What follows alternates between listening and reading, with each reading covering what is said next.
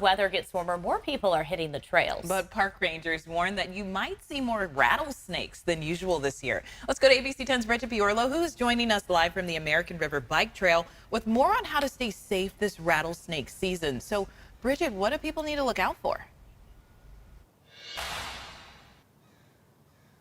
Bria, just know that the rattlesnake season this year will be busier than in years past thanks to the rainy winter. And that means more mice will be out for snakes to hunt and other food sources, and more thick vegetation for those reptiles to hide, just as you're walking or bringing your dog out for a bike ride on the trail. Rattlesnakes are scary. I don't want to go end up at the hospital. Park rangers sounding a slithering alarm as Northern California dries out after a rainy winter. As the water levels rise, there's more rattlesnakes. Sergeant Eric Dale says these animals are out earlier and in greater numbers than usual, and hikers won't have to walk far to encounter one. More rattlesnakes because there's less area for them to hide, right? So this whole area across the Peninsula Campground, they could be everywhere. So we advise the public and the kids, don't put your hand in a hole that you don't know.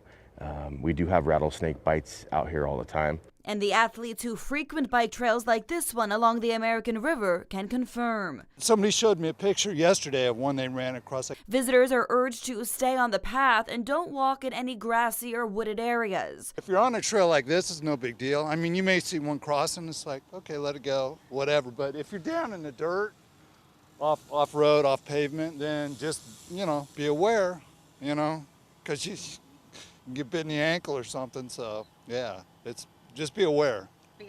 Also, rangers tell runners to keep their eyes and ears open, as rattlesnakes typically rattle as a warning before lunging. Don't put your headphones on so you could hear the rattlesnake, because they do tend to make a sound when you're close to them. And travel in pairs when possible. Don't go alone. Make sure if you do go alone, tell somebody where you're going. If you're out hiking, watch for ticks, watch for poison oak, and then the rattlesnakes. And if you're an avid runner or hiker, it's only a matter of time before you encounter a rattlesnake. So make sure that when you see one, you stand still, you slowly back away. Try not to startle the reptile and keep a safe distance, because all it takes, Bria, is 1 second for a snake to lunge 1 foot your way. Yeah, Bridget, I'm just now thinking the trails by my house, there's rattlesnake warning signs. So maybe that's something we got to keep our eye out more for, too. So if you are bit by a rattlesnake, Bridget, what do you do?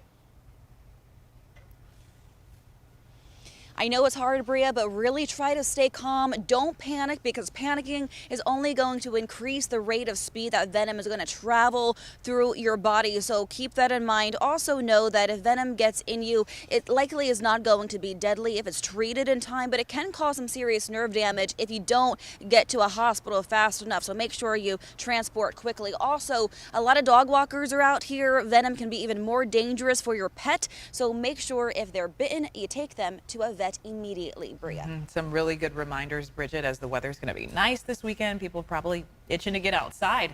Thank you.